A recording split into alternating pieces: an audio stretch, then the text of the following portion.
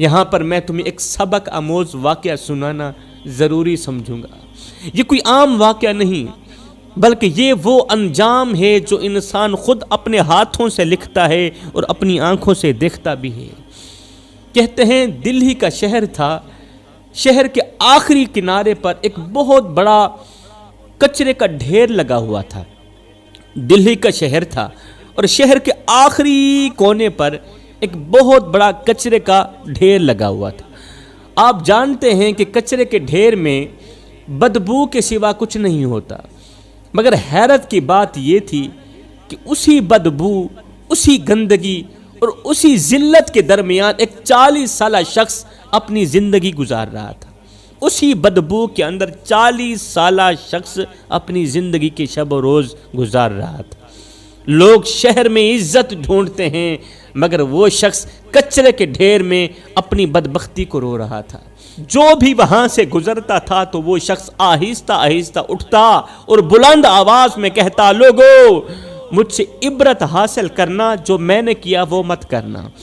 اس کا ایک ہی جملہ تھا، جو بھی شخص وہاں سے گزرتا، اس کے قریب سے یا دور سے یا جہاں تک اس کی آواز پہنچ پاتی، وہاں سے جو شخص بھی گزرتا تھا تو یہ شخص کہتا تھا، لوگو مجھ سے عبرت حاصل کرنا، جو میں نے کیا ہے وہ مت کرنا۔ اس کی بات میں دکھ بھی تھا اور ہمیشہ کے لیے پچھتاوا بھی تھا۔ لوگ اس جملے کو سنتے، چند لمحے کے لیے ٹھہرتے اور پھر اپنی اپنی مصروفیات میں آگے بڑھ جاتے۔ ہر کوئی اسے نظر انداز کرتا، مگر وہ شخص ہر آتے جاتے شخص کو بلند آواز میں یہی کہتا تھا، لوگو مجھ سے عبرت حاصل کرنا، جو میں نے کیا ہے وہ مت کرنا، جو میں نے کیا ویسا مت کرنا۔ اگر کرو گے تو یاد رکھنا تمہارا انجام بھی میری طرح کا ہی ہوگا۔ یہ بات وہ روز دہراتا تھا، ہر گھنٹے بعد، ہر آدھے گھنٹے بعد وہ یہ جملہ دہراتا تھا، بغیر تھکے بغیر رکے، جیسے اسے معلوم ہو کہ اس کے پاس کہنے کو اب یہی ایک جملہ بچا ہے، اس ایک جملے کے سوا اور کچھ بھی نہیں بچا۔ اس لیے وہ بار بار کہتا تھا، لوگو مجھ سے عبرت حاصل کرنا، جیسے میں نے کیا ہے ویسا مت کرنا۔ حیران کن بات یہ تھی کہ اسی شہر میں ایک آوارہ کتا بھی رہتا تھا، جو ہر شام کہیں نہ کہیں سے اپنے دانتوں میں کچھ نہ کچھ اٹھا کر اس کے پاس آتا تھا۔ کبھی بچا ہوا کھانا، کبھی کوئی سوکھی روٹی، اور وہ کتا سوکھی روٹی اٹھا کر نہ خاموشی سے اس شخص کو دے دیتا یا اس کے سامنے رکھ دیتا، اور یہ شخص ادھر ادھر دیکھتا کہ کوئی دیکھ تو نہیں رہا، پھر چپکے سے کتے سے لیا گیا کھانا، کتے سے لی گئی روٹی اٹھاتا، کھا جاتا، اپنی بھوک مٹا لیتا۔ کچرے میں پڑا ہوا یہ بدقسمت شخص دن رات روتا تھا، کتے کے منہ سے نکلا ہوا روٹی کا ٹکڑا بھی کھاتا تھا، بھوک مٹاتا تھا، دن رات روتا تھا، روتے روتے ہاتھ اٹھا کر دعا بھی مانگتا تھا، اللہ مجھے معاف کر دے، مگر اس کی کوئی بھی دعا قبول نہیں ہوتی تھی۔ وقت گزرتا رہا، آنسو ختم نہ ہوئے، دن رات روتا رہا، فریادیں نہ بدل سکیں، اور ہر نئی صبح اس کے لیے ایک نئی آزمائش لے کر آتی تھی۔ وہ باتوں باتوں پر یہ ایک ہی جملہ دہراتا رہتا تھا کہ لوگوں مجھ سے عبرت حاصل کرنا، جو میں نے کیا ہے وہ مت کرنا۔ اللہ کا کرنا ایسا ہوا کہ اسی دور کے بادشاہ نے ایک رات خواب میں دیکھا، خواب کی دنیا میں کسی کہنے والے نے کہا، اے بادشاہ جلدی سے جاؤ، دلی کے شہر کے کچرے کے ڈھیر پر ایک شخص اپنی زندگی گزار رہا ہے، اسے اپنے پاس لے آؤ اور اپنی دولت کا وزیر خزانہ بنا دو۔ یہ خواب دیکھنا ہی تھا کہ بادشاہ کی دونوں آنکھیں کھلی کی کھلی رہ گئیں، دل میں ایک عجیب سی گھبراہٹ پیدا ہو گئی، نیند یکا یک غائب ہو گئی۔ بادشاہ بستر پر اٹھ بیٹھا، دیر تک یہی سوچتا رہا کہ یہ کیسا حکم ہے، یہ کیسا خواب ہے، اتنی بڑی سلطنت، اتنا بڑا خزانہ، اور خزانے کا وزیر وہ شخص جو کچرے کے ڈھیر پر پڑا زندگی گزار رہا ہے۔ بادشاہ نے خود کو سمجھایا کہ شاید یہ محض ایک خیال ہے، یہ محض ایک عام سا خواب ہے یہ سوچ کر دوبارہ بادشاہ لیٹ گیا، آنکھیں بند کر لیں، مگر جیسے ہی دوسری مرتبہ نیند آئی تو وہی خواب پھر سے سامنے آ گئے، وہی آواز، وہی حکم۔ اس بار اور بھی واضح انداز میں دکھایا گیا کہ اے بادشاہ دیر مت کر، دلہی شہر کے کچرے کے ڈھیر پر ایک شخص بڑی ذلت کی زندگی گزار رہا ہے، اسے وہاں سے اٹھاؤ اور اپنے خزانے کا وزیر خزانہ بنا دو۔ اس مرتبہ خواب میں کوئی ابہام نہیں تھا، اس مرتبہ خواب میں کوئی کمی نہیں تھی، پیغام بالکل صاف تھا۔ اچانک بادشاہ کی آنکھ کھل گئی، دل زور زور سے دھڑک رہا تھا۔ اب اسے یقین ہو چکا تھا کہ یہ خواب نہیں بلکہ اللہ کی طرف سے ایک خاص اشارہ ہے۔ وہ جان چکا تھا کہ یہ خواب جھوٹے خوابوں میں سے نہیں بلکہ اللہ کی طرف سے ایک واضح اشارہ ہے۔ جیسے ہی صبح کا سورج طلوع ہوا میرے بھائیوں، تو بادشاہ نے فوراً ایک عالم صاحب کو بلایا۔ یاد رہے اس دور میں جب بڑے بڑے بادشاہوں کو کوئی مسئلہ درپیش آتا تھا تو وہ امیروں کو نہیں بلاتے تھے بلکہ عالموں کو بلایا کرتے تھے، دینداروں کو بلایا کرتے تھے، کیونکہ وہ جانتے تھے کہ دولت مسئلہ بڑھاتی ہے مگر علم مسئلہ حل کرتا ہے۔ علم صرف فتویٰ نہیں دیتا، وہ دل کو راستہ بھی دکھاتا ہے، وہ حق اور باطل میں فرق بھی سمجھاتا ہے۔ اس دور کے بادشاہ اپنی حکومت کو علم کے سہارے سنوارتے تھے، یہی وجہ تھی کہ فیصلوں میں انصاف ہوتا تھا۔ مگر آج تو سب کچھ الٹ پلٹ ہو گیا ہے نا۔ آج مسئلہ ہو تو علم والے کو نہیں دولت والے کو بلایا جاتا ہے۔ آج عقل کی جگہ پیسہ بولتا ہے اور حق کی جگہ مفاد فیصلہ کرتا ہے۔ یہی وہ تبدیلی ہے جس نے سکون کو بے چینی میں اور عدل کو انتشار میں بدل دیا ہے، کیونکہ جب رہنمائی علم کے بجائے دولت کرنے لگے تو پھر معاشرے کا بگاڑ یقینی ہو جاتا ہے۔ خیر میرے بھائیوں، بادشاہ نے عالم کو بلایا، اسے تنہائی میں بٹھایا اور پچھلی رات کا پورا خواب سنایا۔ بادشاہ کا خواب سننے کے بعد عالم صاحب نے چند لمحے خاموشی اختیار کی، پھر آہستہ آواز میں بولے، بادشاہ سلامت، آپ کا خواب بالکل سچا ہے۔ میں نے اپنی ان آنکھوں سے اس شخص کو دیکھا ہے، وہ دلہی شہر کے کچرے کے ڈھیر پر لیٹا رہتا ہے اور وہ روزانہ آنے جانے والوں کو یہی کہتا ہے، اے گزرنے والوں، مجھ سے عبرت حاصل کرنا، جو میں نے کیا ایسا مت کرنا۔ یہ سن کر بادشاہ کے دل میں ایک عجیب سی کپکپاہٹ دوڑ گئی، جیسے حقیقت نے خواب کا ہاتھ تھام لیا ہو۔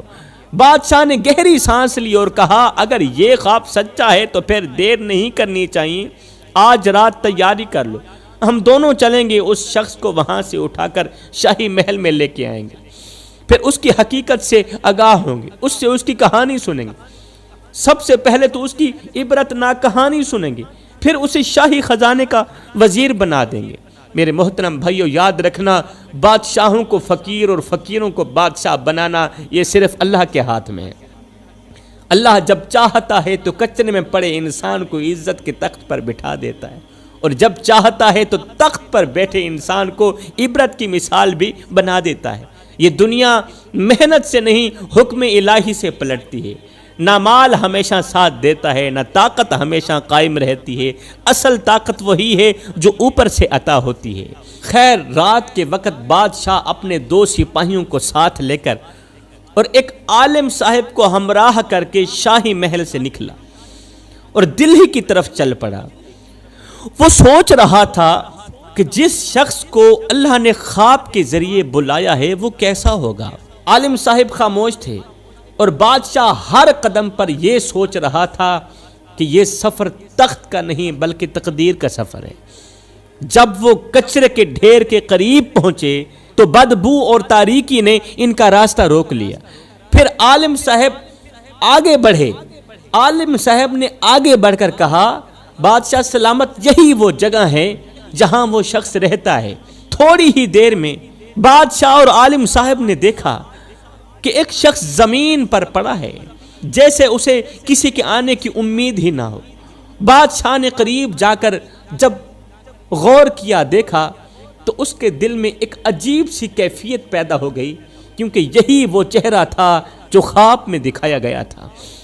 یہاں ایک بات صاف ہو گئی ہے میرے محترم بھائیوں، کہ اللہ جب کسی کو اٹھانے کا فیصلہ کر لیتا ہے تو بادشاہ خود چل کر اس کے دروازے تک آتا ہے۔ یہ اللہ ہی جانتا ہے کہ اس کے ساتھ آگے کیا ہونے والا ہے، کون کہاں سے اٹھایا جائے گا اور کہاں بٹھایا جائے گا، مگر اس حکمت کو ہر بندہ نہیں سمجھ سکتا۔ خیر، بادشاہ کی سپاہیوں نے کچرے میں پڑے ہوئے اس بدقسمت انسان کو اٹھایا، بادشاہ کے حکم سے اسے نہلوایا گیا اور پھر بادشاہ اور عالم کے سامنے اسے تنہائی میں بٹھایا گیا۔ بادشاہ نے آہستہ لہجے میں پوچھا، اے بندے، بتا کہ آخر تو نے ایسا کیا کیا تھا کہ تو عبرت کا نشان بن گیا۔ یہ سننا تھا کہ وہ شخص چیخ پڑا، روتی ہوئی آواز میں کہنے لگا، اور میری کہانی سننے والوں، اگر کسی نے دنیا کا سب سے بڑا بدقسمت انسان دیکھنا ہو تو وہ میرے جیسے انسان کو دیکھ لے۔ کہنے لگا، ایک وقت تھا کہ میں بہت بڑا حسین و جمیل نوجوان تھا، جو بھی مجھے ایک بار دیکھتا وہ بار بار دیکھنے کی کوشش کرتا، مگر میں شراب کا عادی تھا، دن رات نشے میں ڈوبا ہوا رہتا تھا، ہوش اور حد دونوں کھو چکا تھا۔ ایک رات میرے دروازے پر کسی نے دستک دی، میں نشے میں لڑکھڑاتا ہوا اٹھا، دروازہ کھولا تو باہر ایک حسین و جمیل عورت کھڑی تھی، خوبصورت عورت کھڑی تھی، مگر اس کے چہرے پر بھوک کے آثار دکھائی دے رہے تھے۔ میں نے پوچھا، کیسے آنا ہوا؟ اس نے لرزتی آواز میں کہا، میرے بچے 3 دن سے بھوکے ہیں، موت کے قریب ہیں، میں اللہ کے نام پر فریاد لے کر آئی ہوں، میں اللہ کے نام پر فریاد لے کر آئی ہوں، کھانے کو کچھ مل جائے۔ میں نے کیا کیا، اس عورت کو اندر آنے کو کہا۔ وہ عورت جب اندر داخل ہوئی تو میں نے پیچھے سے دروازہ بند کر دیا اور کنڈی لگا دی۔ میں نے اسے کمرے میں بٹھایا اور خود اس کے سامنے بیٹھ گیا۔ پھر میں نے اس کے حسن کی تعریف کرنا شروع کر دی۔ میرے منہ سے اپنے حسن کی تعریف سن کر وہ عورت چونک گئی، ڈر گئی، اس کی آنکھوں میں خوف اترا۔ اسے اندازہ ہو گیا کہ کہیں آج اس کی عزت خطرے میں نہ پڑ جائے۔ اس وقت میں نشے میں تھا، شیطان میرے سر پر سوار تھا، عقل بالکل خاموش تھی اور نفس بول رہا تھا، جیسے جیسے میں کہتا جاؤں بس ویسے ویسے تو کرتا جا اور لطف اٹھاتا جا۔ پھر کیا ہوا، میں نے اس بھوکی عورت پر جبر کیا، اس کی آواز دبانے کی کوشش کی، اور وہ ظلم کر بیٹھا، وہ زیادتی کر بیٹھا جس کا تصور بھی انسان کو کانپنے پر مجبور کر دیتا ہے۔ اور جب یہ سب کچھ ہو چکا تھا تو بھی شیطان نے میرا پیچھا نہ چھوڑا۔ شیطان نے کہا، اب اسے زندہ مت چھوڑنا، اگر یہ زندہ باہر گئی تو تیری بدنامی ہوگی۔ پھر کیا ہوا، شیطان کی باتوں پر آ کر جب میں نے اس بھوکی عورت کی جان لینے کی کوشش کی تو اس کے لبوں سے چند جملے نکلے اور وہ روتی ہوئی کہنے لگی، اللہ تو گواہ رہنا، میں صرف خیرات مانگنے آئی تھی، اللہ میں صرف ایک روٹی مانگنے کے لیے آئی تھی، میں غریب تھی، میں ایک روٹی کے بدلے عزت بیچنے نہیں آئی تھی، مجھ پر جبر کیا گیا، مجھ پر ظلم کیا گیا۔ یا اللہ، اگر قیامت کے دن یہ بدقسمت اور درندہ انسان جنت میں چلا گیا تو میں تیری جنت میں داخل نہیں ہوں گی۔ بس یہ کہتے ہوئے وہ عورت موت کی گھاٹ اتر گئی۔ بس پھر کیا ہوا، اس عورت کے مر جانے کے بعد میرا عروج آہستہ آہستہ زوال میں بدلنا شروع ہو گیا، میری خوبصورتی بدصورتی میں بدلنی شروع ہو گئی، چہرے کی رونق چھن گئی، آنکھوں کی چمک ماند پڑ گئی، اور میں دن بدن کمزور ہوتا چلا گیا، میرا مال جاتا رہا، میرا وقار ختم ہو گیا، اور پھر نوبت یہاں تک آ پہنچی کہ میں نے خود کو تکلیف دینا شروع کر دیا۔ 10 سال کا طویل عرصہ گزر گیا ہے، میں کچرے کے ڈھیر پر پڑا زندگی کے مشکل دن گزار رہا ہوں، مگر اللہ میری توبہ قبول نہیں کر رہا، اللہ میرا رونا قبول نہیں کر رہا۔ اللہ نے اس مظلومہ عورت کی دعا قبول کی مگر میرا رونا قبول نہیں کر رہا۔